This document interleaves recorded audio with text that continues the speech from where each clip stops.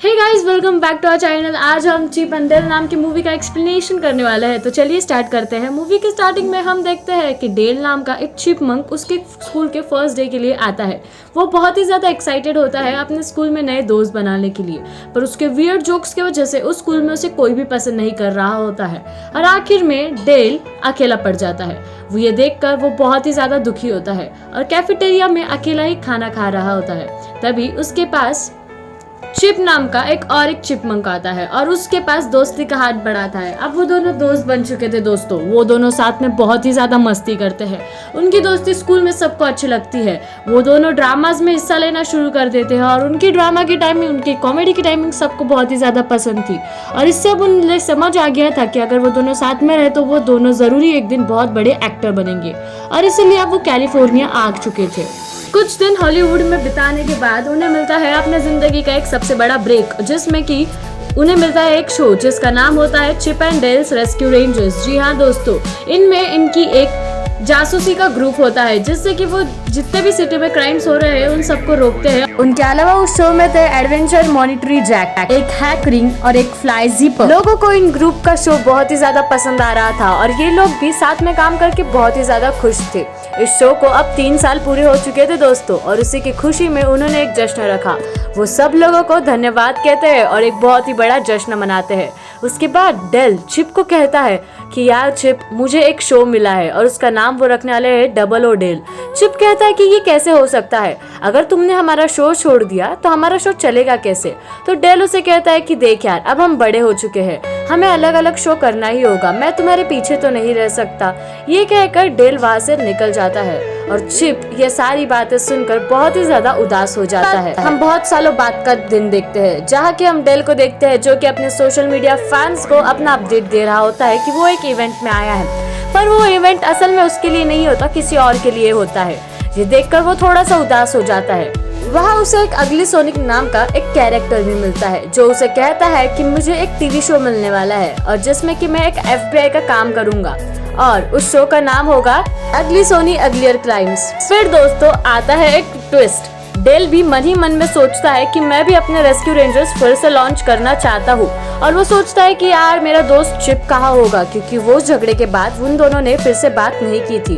अब हम चिप को देखते हैं दोस्तों। वो एक बैंक में नौकरी करने लग जाता है और वो वहाँ पर भी अपना काम बहुत ही अच्छे से कर रहा होता है। सब लोग उसकी हमेशा तारीफ करते हैं, पर कहीं ना कहीं वो अपने काम से खुश नहीं होता और उसका दोस्त अब बस उसका एक डॉग होता है जिसके साथ वो अपनी सारी बातें शेयर करता है। उसके बाद चिप के फोन पर एक मैसेज आता है, वो मॉनिटरी जैक का होता है। उस मैसेज में मॉनिटरी जैक कहता है कि मैं बहुत ही बुरी हालत में हूँ, प्लीज आके मेरी मदद करो। जब चिप उसके पास जाता है तो मॉनिटरी जैक कहता है कि मैंने चिप खाने के नाद में बहुत ही ज्यादा लोन लेके रख दिया है यार, प्लीज मेरी मदद करो। वो उसे कहता है कि अगर मैंने उनको उसके पैसे नहीं चुकाए तो वो मेरा बहुत ही ज्यादा बुरा हाल करेंगी। ये कहता है कि बुरा हाल मतलब क्या।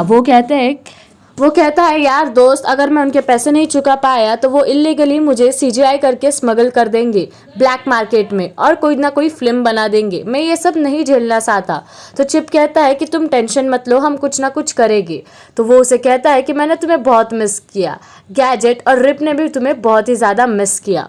तभी वहाँ डेल भी आ जाता है। डेल अब मन ही मन में सोचता है कि मैं चिप से क्या कहूँ। तभी मॉनिटरी चिप से कहता है कि अब तुम भी उस बात पर से नाराज नहीं होंगे ना चिप। तो चिप कहता है कि हाँ, अब मुझे उस बात से फर्क नहीं पड़ता।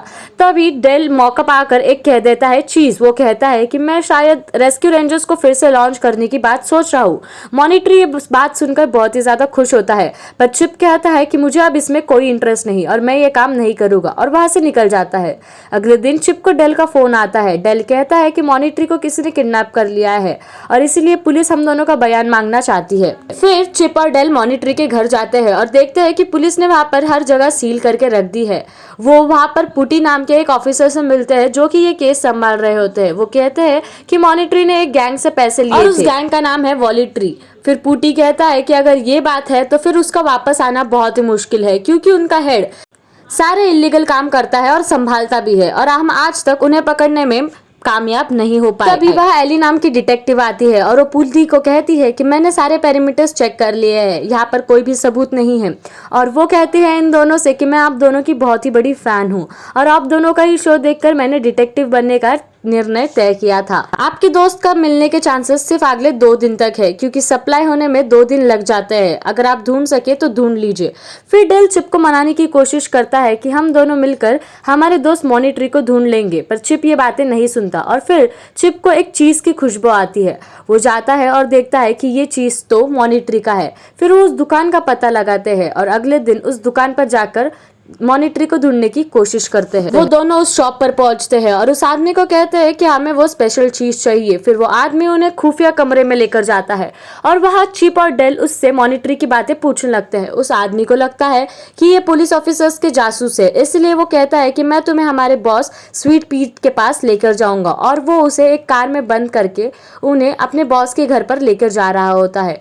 जब वो उन्हें अपने बॉस के घर पर लेकर जा रहा होता है तो बॉस के घर खुलते ही वहाँ एक बड़ा सा आदमी हाथ में कुल्हाड़ी लेकर आता है और उन्हें दम से अंदर फेंक देता है। वो स्वीट पीट उन्हें देखता है और अपने बियर से कहता है कि इनके हाथ खोल दो। फिर चिप स्वीट पीट से कहता है कि मैं मेरे दोस्त का सारा कर्जा चुकाने के लिए तैयार हूँ, बस तुम उसे छोड़ दो। फिर स्वीट पीट कहता है कि मैं भी जब यंग था तो मुझे भी एक बहुत ही अच्छा शो मिला था और लोगों ने मुझे बहुत ही ज्यादा प्यार किया था, पर उसी के साथ मेरी उम्र बढ़ती गई और फिर लोगों ने मुझे प्यार करना कम कर दिया और मुझे शो नहीं मिला। फिर उसके बाद मैंने खुद का एक शो खोला जिसका नाम था फ्लाइंग बेडरूम बॉय। इसी के बाद वो शो बहुत चला और इसी के बाद मैंने ये सोच लिया कि मैं सारे कार्टून्स को रिक्रूट करूंगा और उससे ही मेरा एक स्टूडियो खोलूंगा। आज मेरा एक बहुत ही बड़ा स्टूडियो है। वो अपने बियर को कहता है कि इन दोनों को पकड़ लो। बियर जैसे उन दोनों के पास आता है वो बाथरूम में उड़कर चले जाते हैं और फिर फ्लश से होकर बाहर निकल जाते हैं। वही चिप डेल को कहता है कि मैंने उसके हाथ में एक ट्रैकर देखा जैसे कि मेरे हाथ में है।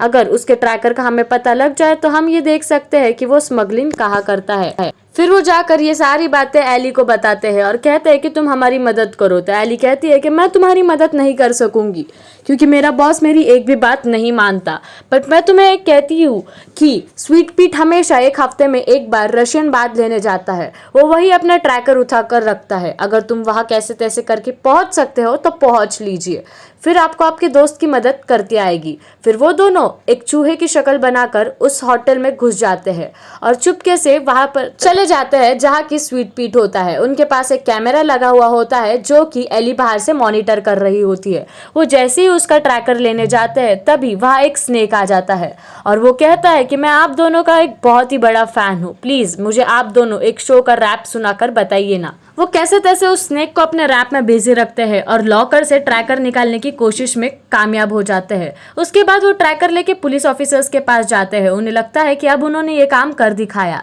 उसके बाद उन्हें एक वहां पर बड़ी सी मशीन दिखती है। उन्हें समझ जाता है कि ये CGI मशीन है जहाँ से बूट लैगिंग होती है। वहां पर बहुत सारे कार्टून्स का फोटो होता है दोस्तों, जिस पर अलग अलग मार्क्स होते हैं।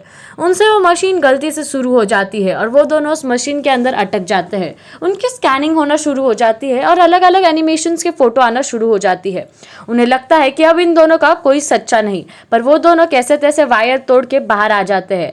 पर यहाँ चिप का हम देखते हैं कि एक कान बहुत ही ज्यादा बड़ा हो चुका था और उनके दोस्त मॉनिटरिंग की वहां पर मूंछ भी थी। उन्हें अब लगता है कि उन्होंने वहां पर आने में बहुत ही ज्यादा देर कर दी। पुलिस ऑफिसर्स वहां से जाना शुरू कर देते हैं। स्वीट पीट की सारी गैंग वहां पर ही खड़ी होती है। वो देखते हैं कि अब हम इन्हें किडनैप करेंगे। उसके बाद हम देखते हैं कि स्वीट पीट डेल को इंस्टाग्राम पर फॉलो कर देता है क्योंकि उनकी लोकेशन फिर उन्हें पता होगी। उसके बाद चिप और डेल अगली सोनिक के पास जाते हैं और कहते हैं कि तुम FBI की मदद से हमारे दोस्त को ढूंढने में हमारी मदद करो, और वही उनके पीछा करते करते वहां पर आ जाते हैं स्वीट पीट के गैंग और वो उन्हें पकड़ना लग जाते हैं। वो बियर उनके पीछे तेजी से भागता है और वो चिप को पकड़ने में कामयाब हो जाता है, पर डेल को नहीं पकड़ सकता। उसके बाद हम देखते हैं कि स्वीट पीट चिप की बूट लैगिंग कर रहा होता है, पर तभी वहां पर ईला आ जाती है और उस पर गन रेस कर देती है। पर पीछे से वहां पर पूटी आकर उसी पर गन का हमला कर देता है और उसे बांध कर रख देता है क्योंकि वो भी उन लोगों में शामिल था, और कहता है कि डेल को भी चुपचाप यहाँ बुला लो कॉल कर। इसके बाद ईला डेल को कॉल कर देती है